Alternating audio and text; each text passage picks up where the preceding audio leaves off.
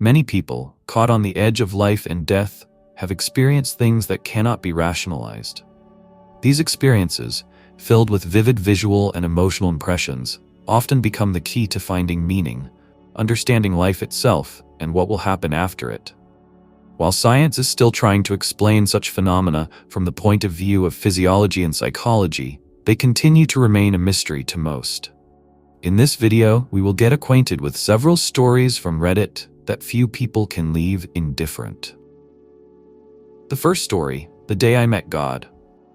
I'm not here to preach or convince anyone of anything, I'm just sharing what happened to me. I was shot 7 times. 7. Could have been more, but bad aim helped. I died at least 3 times, clinically speaking. What went on during that time was beyond intense. I'll try to sum it up, but honestly, words can't fully capture it. Here's what I remember. I saw myself from outside my body, soaring through a dark tunnel. But I wasn't really me. I was more like a ball of light, moving at incredible speed. That's all I could remember for days, this image of me racing through the tunnel. At first, I thought it was just the morphine messing with my mind, so I pushed away the flashes of memory, convincing myself it was nothing. Then, on the 3rd day in the hospital, a surgeon came in and asked if I remembered waking up after they shocked me and filled me with adrenaline. I didn't. He said that I came back, went down again, and then came back screaming, "No, no, let me go." Still, no recollection. He asked again, but in a different way, like he was curious. He said they had to restrain me, even though I was shot twice in the chest and had a shattered jaw and shoulder. I was fighting hard for something. Slowly the memories began to come back, but I refused to admit it. I didn't want to sound insane. But I'm not crazy. After the tunnel, I found myself in the most incredible blue water I've ever seen, like the kind of blue you'd see in a child's coloring book. The water was a shade of blue that felt pure and untouched. The grass on either side of the water matched the beauty of the water itself. And there were people standing along both sides, though I didn't focus much on them. What I'll never forget is the feeling of love and warmth radiating from every direction, especially from right in front of me. At the end of the water, there was a light, brighter than anything I've ever encountered. It was like a sun you could look directly at, so beautiful, so inviting. I couldn't help it. I had to get to it, like a child who needs candy. I don't know why, but it felt like my entire existence was wrapped up in this one mission, to reach this light. Everything gets a little hazy after that, but I remember standing in front of the light, feeling an ecstasy that words can't describe. There's no word in the English language that captures it. Apparently, they shocked me again. I came back, went back down. That part's a bit fuzzy. And then God spoke to me. It wasn't with words, it was energy, something that hit me right in my chest. He told me in his way that it wasn't my time, that he wasn't ready for me yet. So when the surgeon asked again, everything came rushing back. Every detail. I remembered how I didn't want to leave, how the love, the light, and that feeling of home was all I wanted. The fight I put up, how dare they take me from there? The next time you leave work, a friend's house, or a restaurant, and say you're going home, just remember this. Home isn't just where your heart is. You're not truly home yet. We'll all get there eventually, and it's nothing to be afraid of. When we cry at funerals, it's not for the person who's passed, it's for ourselves, our regrets, the things we wish we had done. The one who's passed has already completed life's test, and they're filled with more love than we can imagine. Be happy for them, and pray for the day you'll be reunited. The second story. I died as a kid. Would like to tell my story of what I saw and would love to hear some thoughts. When I was only 3 years old, I tragically drowned and passed away. There were many factors that contributed to this incident, but the core issue was my mother's severe dissociative disorder. She often became so absorbed in her artwork that she would zone out, losing track of everything around her. On the day of the accident, she was in one of those states. Normally, my father, who has since passed, was the one responsible for looking after me. Despite his own struggles, he always took care of me. On this particular day, however, he had gone out to pick up some work supplies and was gone for just 20 minutes. When he returned, I was nowhere to be found, and my mother hadn't noticed. Panicking, he immediately began searching for me, and later shared this story with me in his own words, once we reconnected later in life. When he couldn't find me, he called the police, but before they arrived, he took matters into his own hands. We lived on a property with cisterns filled with rainwater, deep, dangerous holes for a small child. At just 3 years old, I must have fallen into one of them and tragically drowned. My father told me how he frantically searched the entire property, growing more desperate by the minute. It wasn't until he passed by one of the cisterns and felt something hit his back, or chest, I can't recall exactly, that he noticed something glimmering in the water. Without hesitation, he jumped into the cistern and found me at the bottom. There was no one around at the time, just him. The police arrived only after he had pulled me out. He always swore this to me. He would never lie about it. The strange thing was, I was at the bottom of the cistern instead of floating on top as a body would. The cold February weather had me bundled up in heavy clothes and shoes, and the weight of them likely caused me to sink. That weight, along with the fact that I had drowned, probably played a role in me not floating. When my father pulled me out, I wasn't breathing, and my body had already turned blue. I can't imagine the terror he felt seeing his own daughter like that. But as a former medic, he immediately began CPR. The police arrived just as he was working on me. After what must have felt like an eternity, about 5 minutes, he successfully revived me. The police were ready to give up, but I'm so thankful they didn't. I am truly grateful to be alive. After I was airlifted to the hospital, I woke up to find my grandmother sitting by my side. She later told me that as soon as I regained consciousness, I started saying some very strange things. I told her that where I had been was peaceful, that I didn't want to come back, and that her mother had been there, telling me to return to my body because it wasn't my time yet. The eerie part was that I had never met her mother, so how could I possibly know what she looked like? I also knew her name, which really scared my grandmother, as she had never mentioned her mother to me before. I described seeing a tunnel, bright lights, and then her mother. I wish my grandmother could remember more of what I said, but it's been nearly 25 years. She does have a notebook, though, where she wrote down everything I could recall from that experience, and she says it was a lot. I hope she finds that book one day. The doctor who treated me said it was nothing short of a miracle that I survived, considering I had been underwater for almost 20 minutes. My body was covered in grimy residue, and my pH levels were completely off.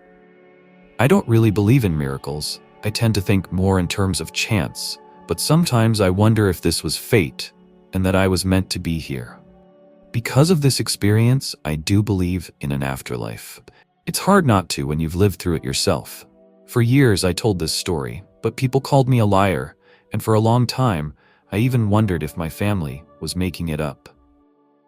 But I've seen actual photos of me in the hospital bed at 3 years old. Pictures don't lie. My family wouldn't lie to me about something like this. This is my true story, no matter how unbelievable it may sound, and I want to share it here, in the hopes that it gives someone hope. Maybe there's something out there after all. The third story, I call mine a full death experience. On April 16th, 2024, I turned 40. My family and I were vacationing in South Carolina, and I decided to take a ride on my road bike along the beach. Around the 25-mile mark, I experienced a clot from a blockage in my LAD, which traveled to another blockage. It was instant death. I was clinically dead for 32 minutes, and after being resuscitated, my heart stopped 3 more times. In total, I estimate that my spark, soul, or whatever you want to call it, was outside my body for roughly 5 hours. The experience, as I understand it, is hard to explain in full, but I will try to describe what I can. Please note that much of what I encountered defies physical explanation, and human words struggle to convey it. I recall what felt like leaving my body. I didn't feel well, and I was urgently searching for my phone and a place to be. I remember walking to a concrete sculpture in a park, trying to sit down and find my phone. None of this physically happened, as I was dead by the side of the road. I sat down, closed my eyes, and faded away. Then I found myself in what I can only describe as a vast, black and blue ocean. The term ocean doesn't fully capture it, though. Time seemed to stretch differently, and colors began to pulse and swirl in ways that felt alien, yet familiar and comforting. It was an energy, but not quite energy as we know it. As I acclimated, everything became more vivid and otherworldly. At some point, I became aware of the bright white light. It felt like I had emerged from deep within the ocean and surfaced, floating peacefully. It was a sensation of simply observing. As best as I could tell, the ocean was made up of sparks, souls, or essences, whatever term fits. The white light was a massive, pure, intense presence. It wasn't frightening, but its intensity was overwhelming. It felt like it was aware, ancient, yet distant. It didn't seem capable of interacting directly with us. From the moment I rose toward it, it remained with me, constantly surrounding me, its presence inescapable, as though I was being gently washed in its light. The sensation was like floating within two vast layers of ocean surrounding the light, stretching on infinitely in all directions. It felt like a pearl, held between two blankets of existence. When I first popped through the ocean, I felt as if I was floating alone, in a state of bliss, unaware of anything around me. Then, another being emerged from one of the walls of this place and drew me back into the ocean. This is where things become difficult to describe. Colors were vivid, wild, and sharp, intense in a way that transcended ordinary vision. I somehow perceived shapes and colors without the use of eyes, sensing things with a definition that defied anything visible to human sight. It was as if I could sense everything with the same clarity, whether I was 5 inches away or 5 miles distant. It felt like I was beyond the rules of physical existence, where none of the laws of the physical world applied. But beyond the incredible display of light and color, everything was happening so quickly. Thoughts were instantaneous. Time seemed irrelevant, so everything felt like it was occurring all at once. Yet at the same time, it also felt like it was taking forever. There was a sense that feeling things wasn't just a one-way street. It was a multi-dimensional exchange. The more entities I interacted with, the more we flooded each other with thoughts and emotions. As I connected with the primary being and others, it became increasingly difficult to distinguish specific thoughts, ideas, or experiences. It was as though everything was happening at once, and yet at the same time, nothing was happening. Time, or the lack of it, makes it hard to describe what happened next. At some point, I began hearing things, sounds from this world. Later, I would learn that these were my wife's words, her cries, though she was far from me. It felt like I wanted to be near these distant sounds and images, yet there was a sense that they didn't belong here. Neither I nor the other beings around me could fully accept them in this space. Then, it was time to go back.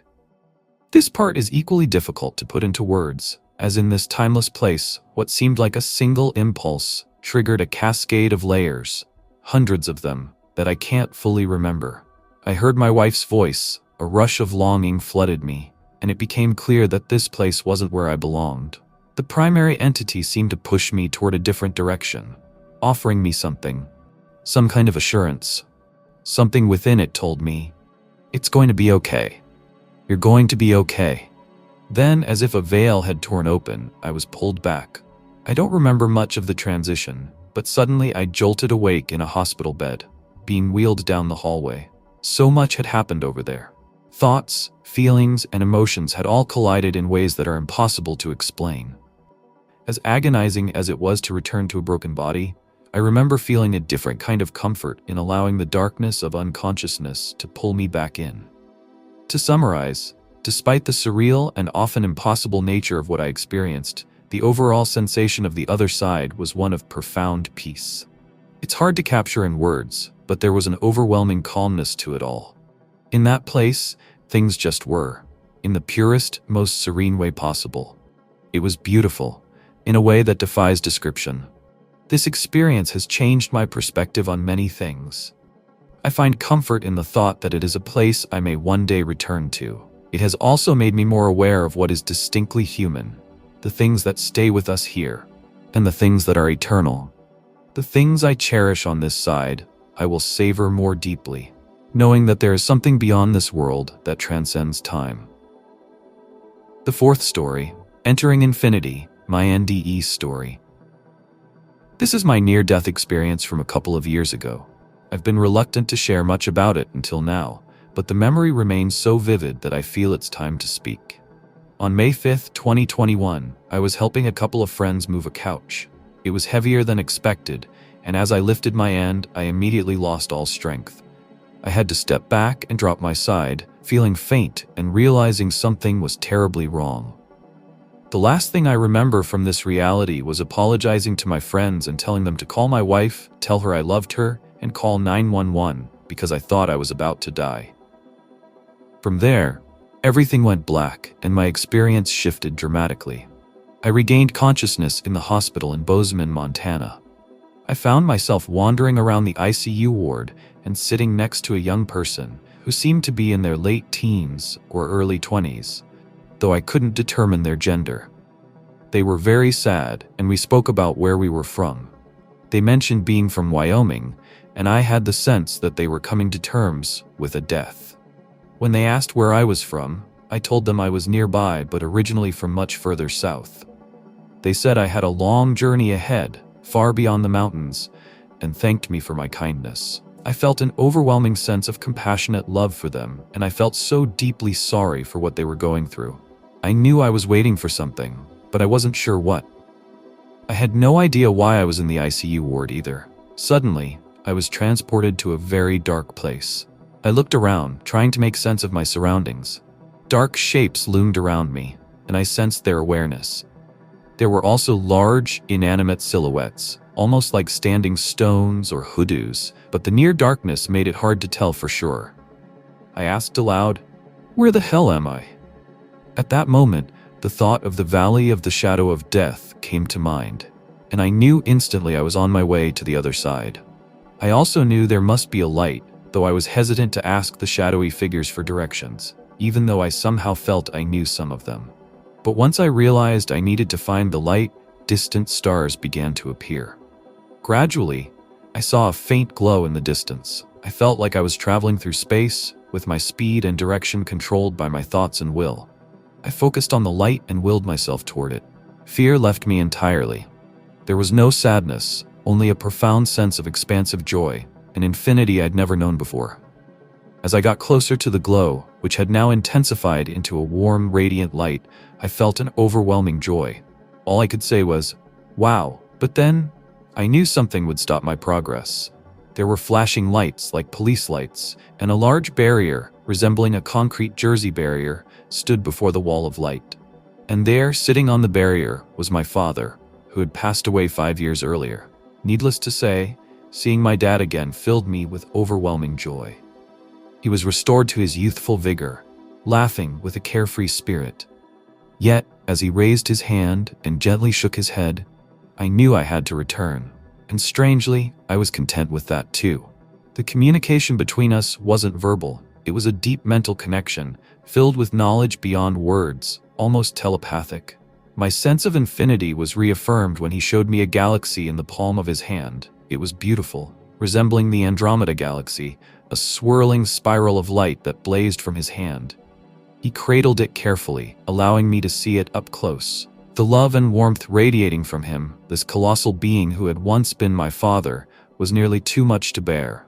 And then, as if drawn by an unseen force, I began moving backward through space. Back on Earth, I awoke to the sensation of being in my compromised body, still reeling from the effects of a burst brain aneurysm and subarachnoid hemorrhage. I found myself surrounded by nurses and doctors. My surgeon asked my name, but all I could manage to say was Rod Tor, a name that has stuck with me as a sort of nickname among the medical staff. I thought I was still in Bozeman, but they informed me that I had been life-flighted to University Hospital in Salt Lake City. At first, I kept the NDE to myself. It was so vivid, yet I still had doubts. But a month later, I found myself back in the ICU in Bozeman with hydrocephalus. That's when I learned that during my first visit, when the aneurysm occurred, I had been unconscious the entire time. The strange part is, I remembered everything about the ICU, the very seats where I had sat and met the young, sad person. I still get chills when I think about it. I believe that person had passed on, and I hope they've found their way since. Now, my understanding of consciousness has expanded far beyond any traditional religious perspective. It's so much grander than any scripture I've encountered. though I can still see bits of truth and parallel ideas in those writings. But I can't bring myself to call the next realm heaven in the Judeo-Christian sense. I find comfort in knowing that it's much larger, more welcoming, and more universal than most religions depict. Perhaps that's part of the reason I was sent back. I could easily write a book on this experience, but for now, this lonely little Reddit post will have to suffice. In conclusion, I want to say that all these stories are based on real posts from Reddit that were written by real people. If you wish, you can find them on this website yourself. Write in the comments which of these stories hooked you the most. If you like this video format, then I will definitely make a sequel, so don't forget to like and subscribe to the channel. This will be a signal to me that you like this kind of content. I thank you for watching and wish you a good day.